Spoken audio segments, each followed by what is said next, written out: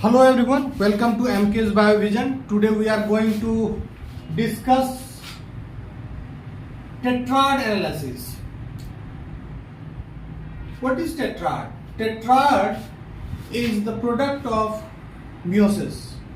After meiosis, we get 4 haploid cells from a diploid cell, and all the 4 cells, haploid cells or spores produced after meiosis is collectively called a tetrad. We do the tetrad analysis in haploid organism. In haploid organism such as fungi to find out the recombination percentage. If there is linkage between two genetic markers, we calculate recombination percentage that gives us an approximate idea of relative distance between two genes. Let us start how this happens. Here you see 2 haploid cells are n is equal to 1, 2 haploid cells. They fuse together during fertilization to form zygote. Zygote, in case of haploid organism, zygote soon undergoes meiotic division. Meiotic division to produce haploid cells. The process is called zygotic meiosis. In this process, we see 2 things occur. In meiosis, first, homologous chromosomes separates from each other, whereas in meiosis second, centromere divides. Centromere divides to separate all the chromatids from each others. In meiosis first, when 2 homologous chromosomes separates from each other, actually in the prophage stage of meiosis first, they pair gene to gene and they form synaptonymal complex, and after that these chromosomes separates from each other. They separate from each other, they may separate from each other without exchanging their segments. Most likely this happens that they separate from each other without changing their segments. As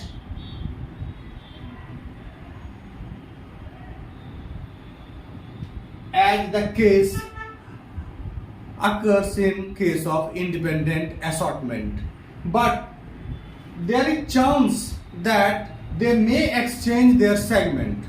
They may exchange their chromosomal segment. There might be a give and take between the chromatids of the homologous chromosomes. The process is called crossing over. During the process, there is exchange of genes between homologous chromosomes.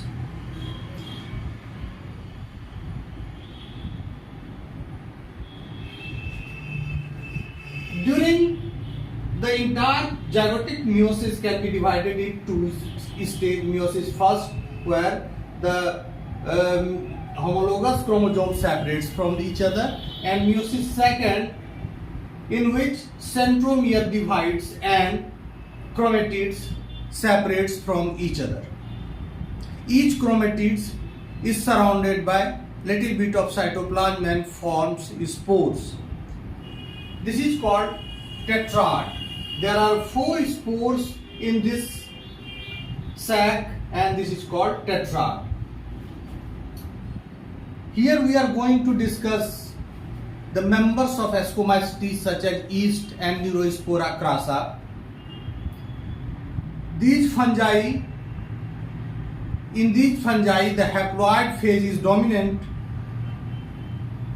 but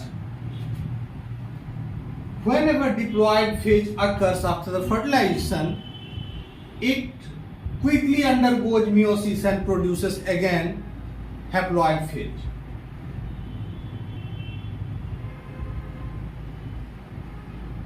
During this meiosis, we find that there is separation of homologous chromosome in first segregation division, and in second segregation division there is division of centromere.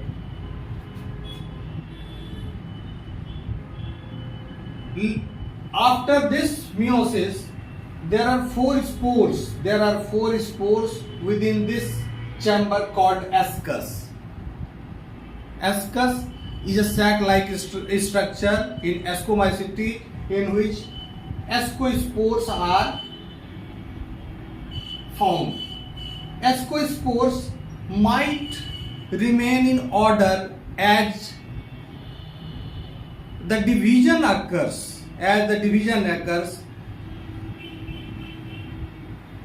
Here you see solid chromosome, solid black chromosome. It centromeres divide, and these two spores taking one solid chromosomes are here, whereas here we find a non-solid chromosome, and these chromosome separates are and found here. तो इस तरह का arrangement जहां कि ये chromosome जो divide किया है एक तरफ है और ये जो डिवाइड किया है एक तरफ है, this is called ordered arrangement. Since there is ordered arrangement, such kind of tetrad is called ordered tetrad. But this is not the case in all the fungi.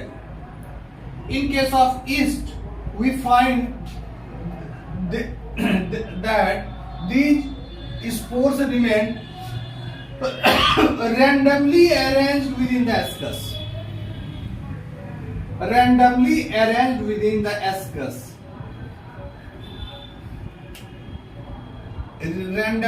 arranged, ये दोनों यहाँ पाए जाते हैं और ये दोनों बीच वाले यहाँ है. रैंडम अरेंजमेंट, कोई कहीं भी रह सकता है. Since the ascus is globose structure, spherical structure, तो ये स्पोर्स कहीं भी रह सकते हैं. There no particular order of the ascospores. ऐसे एस्कोस्पोर्स को, ऐसे टेट्राड को हम लोग अनऑर्डर्ड टेट्राड करते हैं. अनऑर्डर्ड टेट्राड पाया जाता है ईस्ट में. बेकर सिस्ट या जिस ईस्ट से हम अल्कोहल का फॉर्मेशन करते हैं, बीवर सिस्ट, उसमें ये इस तरह का अनऑर्डर्ड टेट्राड पाए जाते हैं. 4 एस्कोस्पोर्स एक एस्कस के अंदर रैंडमली सिचुएटेड होते हैं. But in case of Neurospora,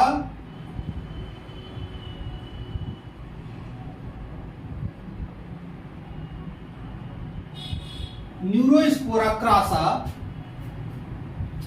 we find that the ascus is elongated. The shape of ascus is elongated, and there is little space.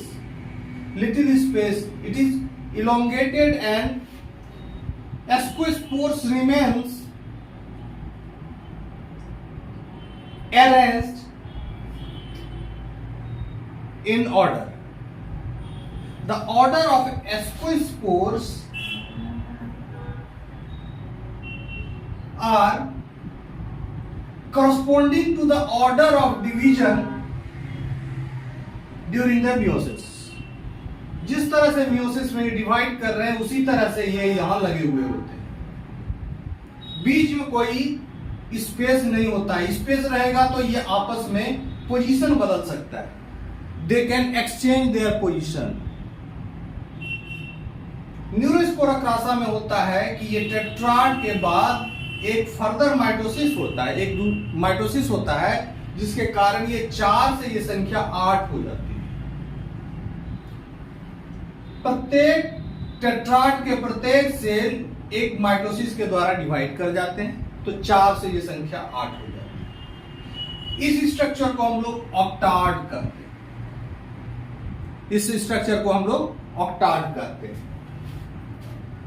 अब यहां देखते हैं कि यहां हमको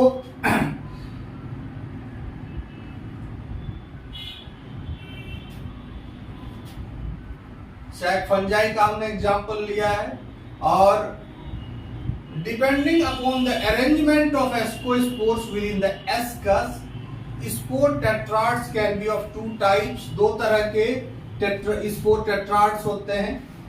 एक तो यीस्ट है, सैक्रोमाइसिस सेरेविसी है अनऑर्डर्ड टेट्राड का एग्जांपल। दूसरा है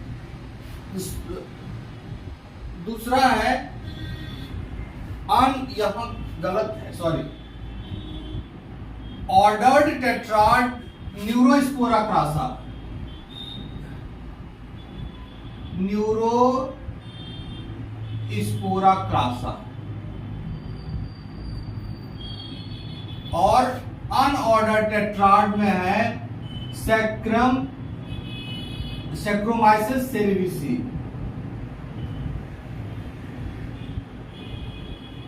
यानी कि ईस्ट,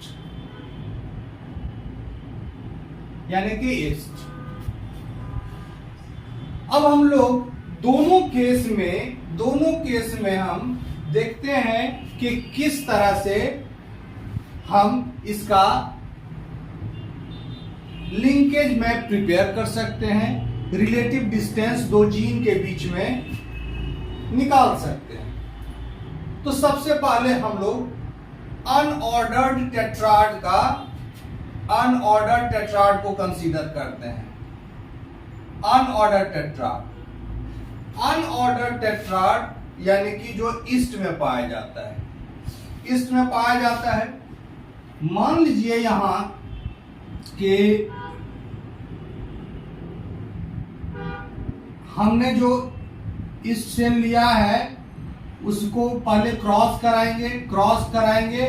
उसमें 2 जेनेटिक मार्कर हैं, ए और बी,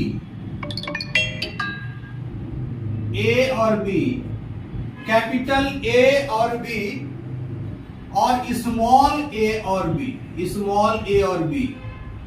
ये कैपिटल ए और स्मॉल ए, ये दोनों सिस कंडीशन में है, ये जेनेटिक मार्कर सिस कंडीशन में है।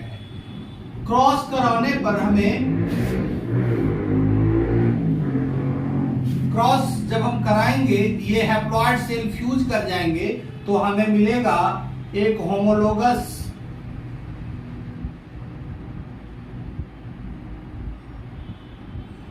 ये पेयरिंग मिलेगा, हमें पेयरिंग मिलेगा। इस तरह का सेल हमको मिलेगा किसमें? जायगोट में।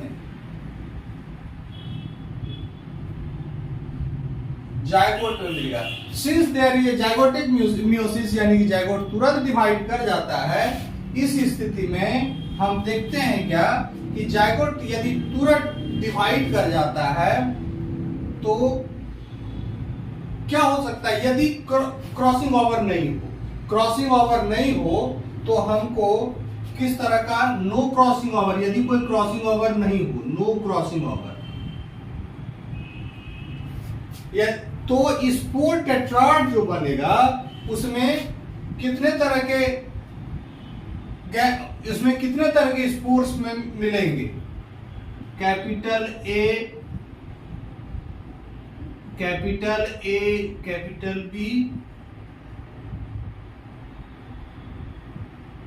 2 होगा, capital A, capital B, 2 chromatid है, स्मॉल ए, स्मॉल बी और स्मॉल ए, स्मॉल ये होगा। यदि नो क्रॉसिंग ओवर, कोई क्रॉसिंग ओवर नहीं होगा, तो ये सारे के सारे जो होंगे ये पैरेंटल टाइप के होंगे। ये सारे के सारे, यानी कि ए बी, देखिए यहां भी है ए बी और स्मॉल बी यहां भी है, तो ये चूंकि 2 के समूह में है, इसके लिए हम इसको पैरेंटल डाई टाइप करते हैं। Ditype parental ditype कहते हैं। इसमें एक संभावना और रेयर संभावना है कि क्रॉसिंग ओवर 2 हो जाए। मान लीजिए क्रॉसिंग ओवर 2 हो जाए, वो भी नजदीक नजदीक में, जो कि केवल रेयर है। 2 क्रॉसिंग ओवर विसिनिटी में, एडजेसेंट रीजन में हो जाए, this is a rare possibility, ऐसा होता नहीं। लेकिन चलो इसको भी मान के चलें कि यदि हो जाए, तो आप जान लीजिए कि 2 लोकस के बीच में यदि 2 क्रॉसिंग ओवर हो जाए सेम स्ट्रैंड के बीच में, तो एक क्रॉसिंग ओवर दूसरे क्रॉसिंग ओवर को न्यूट्रलाइज कर देता है, यानी कि फिर उस केस में भी पैरेंटल टाइप ही बनेगा। तो यहाँ पैरेंटल डाई टाइप बनेगा, 2 क्रॉसिंग ओवर हो या फिर क्रॉसिंग ओवर नहीं हो, दोनों केस में पैरेंटल डाई टाइप ही बनेगा। अब एक संभावना है कि इसके बीच में 2 स्ट्रैंड के बीच में, ये मान लीजिए 1 2 3 4, ये इस क्रोमोसोम का स्ट्रैंड 1 2 है क्रोमेटिड्स, और इसका 3 4 है। मान लीजिए 2 3 के बीच में क्रॉसिंग ओवर हुआ है, तो उस स्थिति में हमको क्या मिलेगा? रिकॉम्बिनेंट मिलेगा, रिकॉम्बिनेशन मिलेगा, यानी कि इस केस में जो हमको मिलेगा, इस केस में क्या मिलेगा?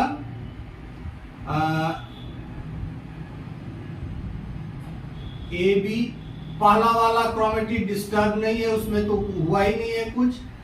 कैपिटल ए स्मॉल बी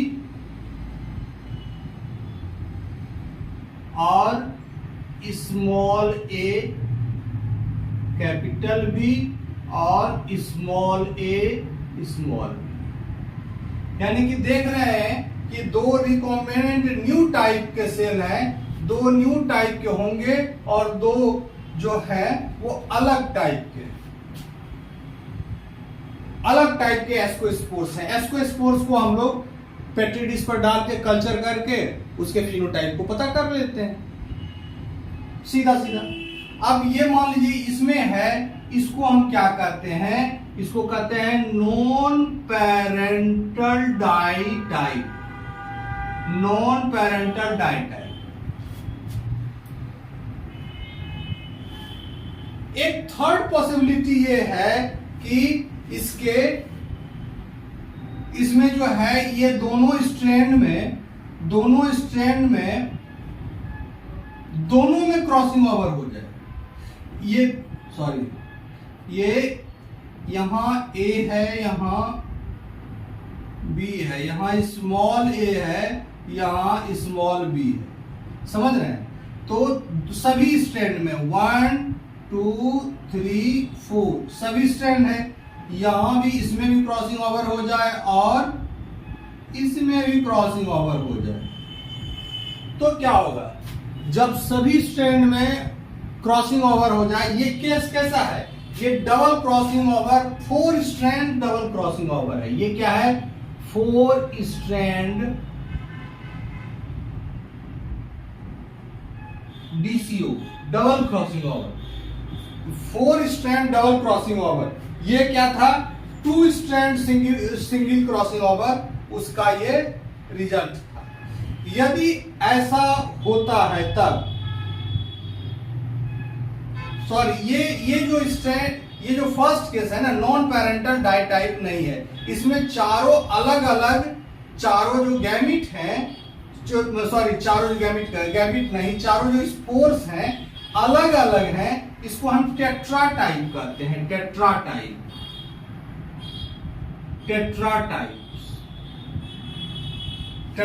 इसको मैंने अभी सुधार दिया है, टेट्रा टाइप, ठीक है। ये अब 4 स्ट्रैंड क्रॉसिंग ओवर जब होगा तो सभी के सभी रिकॉम्बिनेंट मिलेंगे, यानी कि small a capital B, small a capital B, capital A small b और कैपिटल ए स्मॉल बी।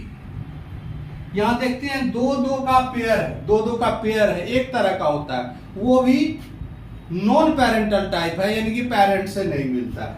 तो इसका मतलब है इसको हम कहते हैं नॉन पेरेंटल डाई टाइप। ठीक है, तो एग्जाम में हमको parental ditype, non parental ditype और टेट्रा टाइप ये सभी का डाटा दिया हुआ रहता है। डाटा दिया हुआ रहता है, इतने तरह के एस्कस हैं और हमको ए और बी के बीच में एक मैप डिस्टेंस कैलकुलेट करना रहता है। इस मैप डिस्टेंस को कैसे कैलकुलेट करते हैं? इस मैप डिस्टेंस को कैलकुलेट करने के लिए एक फॉर्मूला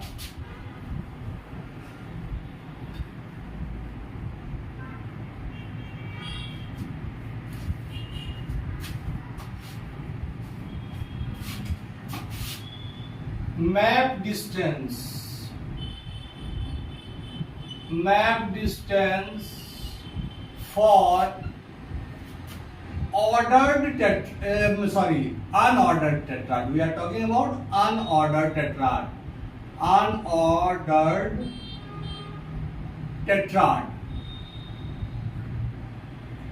तो मैप डिस्टेंस जो हम कैलकुलेट करते हैं इसको हम रिकॉम्बिनेशन परसेंटेज में कैलकुलेट करते हैं। Recombination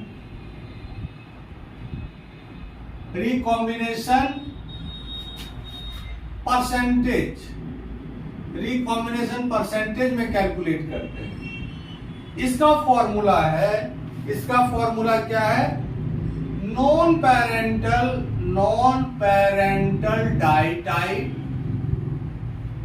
type plus half tetratype divided by parental ditype plus non parental ditype plus tetratype into 100। यानी कि ये जो है ये टोटल के बारे में है। It is total number of ascus. Non parental ditype तरह में नॉन पेरेंटल डाई टाइप के कितने एस्कस हैं, टेट्रा टाइप के कितने एस्कस हैं। नॉन पेरेंटल डाई टाइप में टेट्रा टाइप जो एस्कस है उसके हाफ, और उसके बाद उसको हम टोटल से डिवाइड करके 100 से गुना कर देंगे। तब जो वैल्यू आएगा वो वैल्यू हमारे ए और बी के बीच के डिस्टेंस को शो करेगा। ए लोकस ये है, बी लोकस ये है, और यहां का जो मैप डिस्टेंस होगा वो हमको ये रिकॉम्बिनेशन फ्रीक्वेंसी देगा। ठीक है, ये हुआ अनऑर्डर्ड टेट्राड के बारे में। अनऑर्डर्ड टेट्राड के बारे में let us talk about ordered tetrad. Ordered tetrad जिसका की एग्जांपल है न्यूरोस्पोरा क्रासा।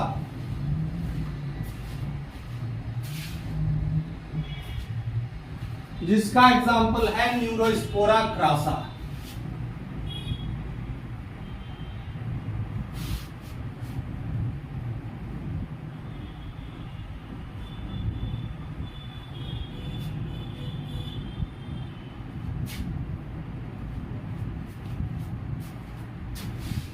न्यूरोस्पोरा क्रासा में एस्कस में आप देखिए कि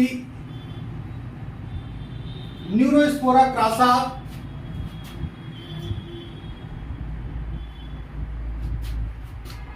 में इसी तरह का सिचुएशन रहता है। First division segregation, second division segregation, और यहां हम देखते हैं, यहां देखिए second division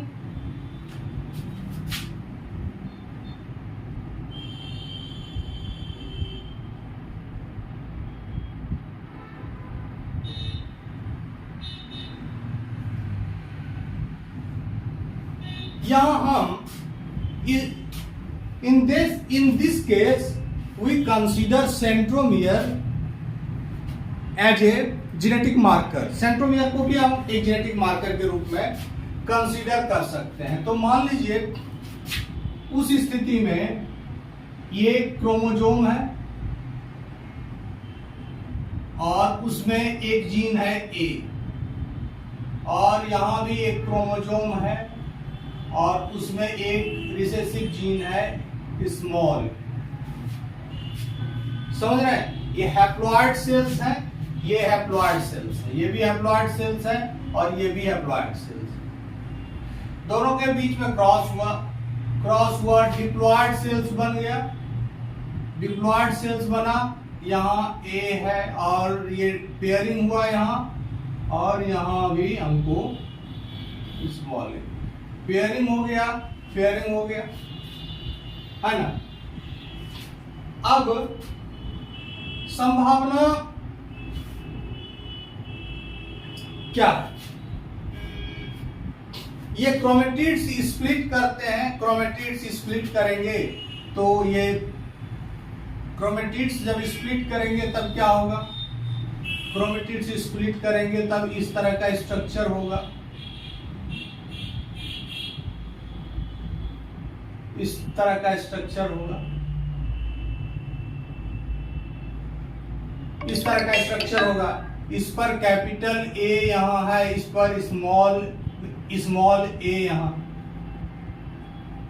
here is the centromere. यहां हम दूसरा जीन कंसीडर नहीं कर रहे हैं. We have taken centromere as a genetic marker. तो सेंट्रोमियर से इस जीन की कितनी दूरी है उसको हम कैलकुलेट करने जा रहे हैं. मैप डिस्टेंस कैलकुलेट कर रहे हैं between the centromere and the allele ए.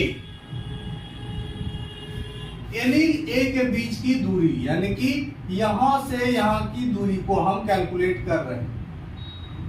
यहां देखिए, यदि इस केस में सेग्रीगेशन नहीं हुआ होता, यदि सेग्रीगेशन फर्स्ट डिवीजन सेग्रीगेशन हुआ है, केवल फर्स्ट डिवीजन सेग्रीगेशन होता है, तो फर्स्ट डिवीजन सेग्रीगेशन में ये दोनों सेल अपने अलग हो जाते हैं. यानी कि फर्स्ट डिवीजन सेल में होमोलोगस क्रोमोजोम एक दूसरे से अलग हो जाता है. होमोलोगस क्रोमोजोम एक दूसरे से अलग हो जाता है. तो जब होमोलोगस क्रोमोजोम एक दूसरे से अलग हो जाता है, ये सेल अलग है, ये सेल अलग है. अब ये सेकेंड डिवीजन सेग्रीगेशन में सेंट्रोमियर डिवाइड करेगा तो ये इस तरह का हो गया.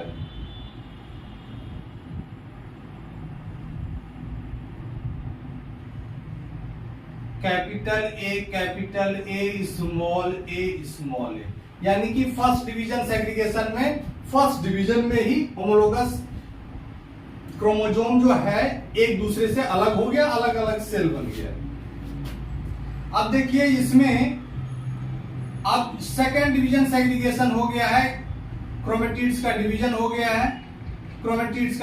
गया है इस तरह से. ये टेट्राड बन गया, ऑर्डर्ड टेट्राड. लेकिन ये माइटोसिस, एक ज्यादा माइटोसिस होता है. One more mitosis takes place in case of Neurospora. तो हर एक सेल जो है दुगना हो जाएगा. यानी कि दिस एल बिकम, ये 1 से 2 बन गया, ये भी 1 से 2 बन जाएगा, ये भी 1 से 2 बन जाएगा और ये भी 1 से 2 बन जाएगा. समझ रहे हैं? देख रहे हैं यहां 1 से 2 बन जाएगा. तो इस तरह से जब 1 से 2 बन गया तो ये बन जाता है ऑक्टाड. और जब ऑक्टाड बन जाता है तब आप देखिए रेशियो क्या हो जाता है. रेशियो क्या हो जाता है?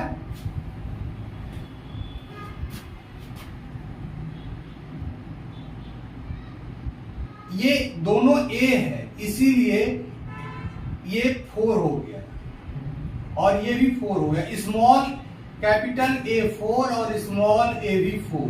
तो रेशियो कितना हो गया? 4:4. रेशियो कितना हो गया? 4 4:4। 4:4 का मतलब है ये डिवीजन है first division segregation.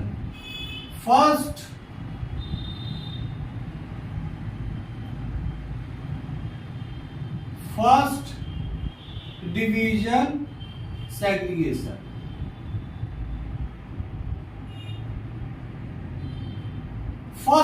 Segregation. First division segregation में जो रेशियो आ रहा है वो 4:4 का। Suppose if there is a crossing over between, अब मान लीजिए कि ये सेल नहीं बना है, सेकेंड डिवीजन सेग्रीगेशन में ये बनेगा, सेकेंड डिवीजन में ये बनेगा। फर्स्ट डिवीजन सेग्रीगेशन का मतलब होता है दो अलग अलग सेल का बन जाना और होमोलोगस क्रोमोसोम सेपरेट हो जाना, लेकिन ऐसा हुआ नहीं है। यहां देखिए एक क्रॉसिंग ओवर हो गया between centromere and A locus के बीच में एक सेंट्रोमियर, ये क्रॉसिंग ओवर हो गया। जब क्रॉसिंग ओवर हो गया तब हमें किस तरह का मिलेगा प्रोडक्ट? क्रॉसिंग ओवर हो गया तब इसका प्रोडक्ट सेकेंड डिवीजन सेग्रीगेशन में हमको मिलेगा। We'll get the ratio through the after the second division segregation। Second division segregation में देखिए ये A है, कैपिटल A, उसके बाद सेंट्रोमियर से नीचे आ गए स्मॉल a, फिर ऊपर की तरफ जाए कैपिटल A और फिर नीचे स्मॉल a। ये जो चारों सेल हैं ये पुनः एक बार डिवाइड करेंगे, ऑक्टाट बनाएंगे, capital A,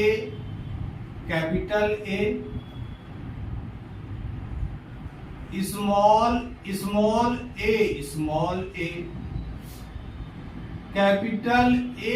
capital A, small a। तो ये रेशियो जो है 2 ये रेशियो क्या बन जाता है? ये रेशियो बन जाता है 2:2:2:2। यानी कि सेकेंड सेग्रीगेशन डिवीजन का रेशियो हो गया 2:2:2:2। ये हो गया सेकेंड,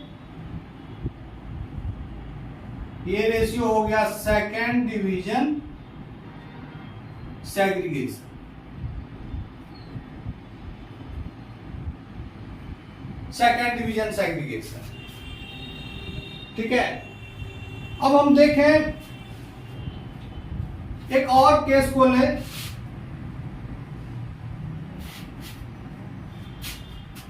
यदि ये क्रॉसिंग ओवर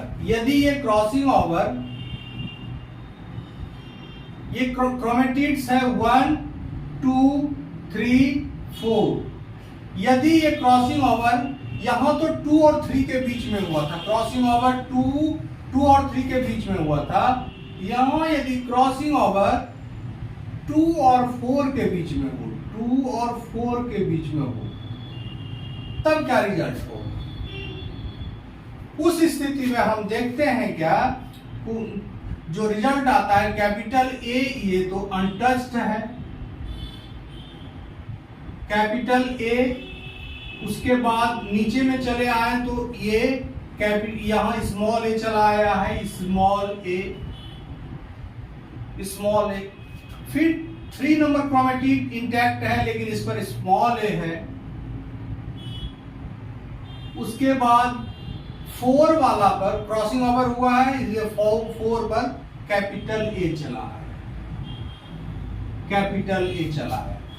इसको हम डबल कर देते हैं क्योंकि एक माइटोसिस और होता है, उसमें एक माइटोसिस और होता है। तो कैपिटल A में एक माइटोसिस होता है तो ये 2 हो गया, इसमें कैपिटल A में माइटोसिस होता है 2 हो गया, बीच में स्मॉल a हो जाता है, इसमें जो माइटोसिस होता है इसके कारण इसकी संख्या 4 हो जाती है। यानी ऑक्टाड में ये जो रेशियो मिला वो हमको मिलता है 2:4:2। ये भी सेकेंड डिवीजन सेग्रीगेशन का ही रेशियो है, ये भी सेकेंड डिवीजन सेग्रीगेशन का रेशियो। तो इस तरह से हमको 2 सेकेंड डिवीजन सेग्रीगेशन का रेशियो मिल गया। समझ रहे हैं?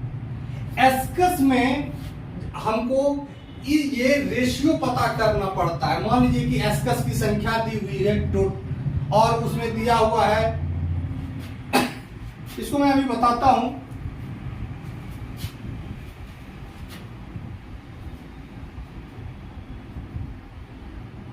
इस तरह के सम को सॉल्व करना बहुत ही आसान होता है, बशर्ते कि आपको फॉर्मूला करेक्ट आना चाहिए और आप रेशियो को सही तरह से पकड़ सकें। जैसे मान लो कि हमको दिया हुआ है capital A capital A capital A capital A small a small a small a small a,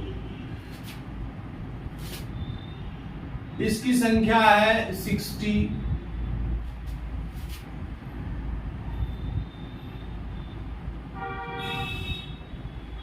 capital A small a small a capital A small a small a capital A capital, इसकी संख्या है 20।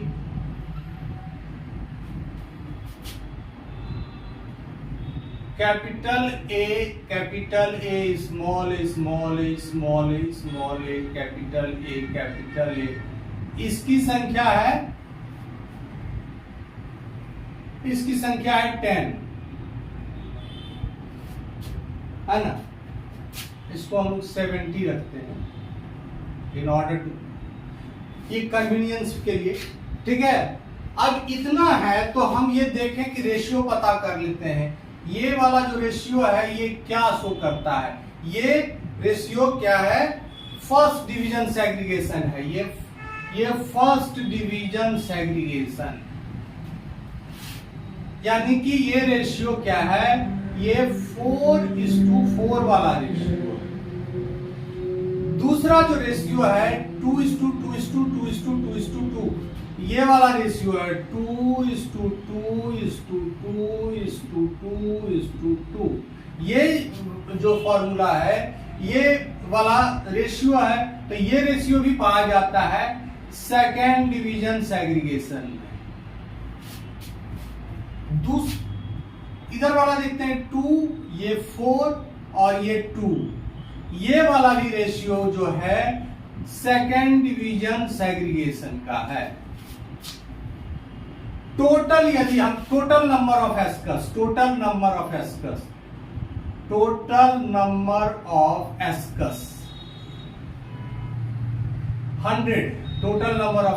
100। अब हमको क्या पता करना है? We have to find out the map distance between centromere and the a locus. A locus और सेंट्रोमियर के बीच में हमें पता करना है कि डिस्टेंस क्या है। इसके लिए हम फॉर्मूला का इस्तेमाल करते हैं, वो रिकॉम्बिनेशन परसेंटेज निकालने के लिए वो क्या है? वो है रिकॉम्बिनेशन परसेंटेज निकालने के लिए जो फॉर्मूला हम इस्तेमाल करते हैं वो है सीधा सीधा half SDS divided by FDS plus SDS into 100, यानी कि सेकेंड डिवीजन सेग्रीगेशन टोटल कितना है? 20 और 10 30 है ना। तो सेकेंड डिवीजन सेग्रीगेशन कितना है? 20 + 10 डिवाइडेड बाय टोटल कितना? 100 है। एफडीएस और एसडीएस यानी कि 70 + 30 30, 70 FDS है और SDS 30 है। इसको हम लोग 100 से गुना करेंगे। गुना करेंगे तो कितना होगा? ऊपर में 15 डिवाइडेड बाय 100 इंटू 100। समझ रहे हैं? अब इसको हम काट दिए, बचा 15%। रिकॉम्बिनेशन का परसेंटेज कितना हुआ? 15%। परसेंटेज रिकॉम्बिनेशन को हम लोग सेंटीमॉर्गन भी लगते हैं, तो इस ये बराबर हो गया 15 सेंटीमॉर्गन के। इसका मतलब है कि क्रोमोजोम पर यहां सेंट्रोमियर है, एक जेनेटिक मार्कर ये है, दूसरा जो जीन है ए है। ए यहां ए भी रह सकता है या कैपिटल ए या स्मॉल ए, लोकस तो एक ही है, लोकस एक ही है। यहां अब देखिए इसके बीच का डिस्टेंस हम कितना है? 15 सेंटीमॉर्गन, 15 सेंटीमॉर्गन।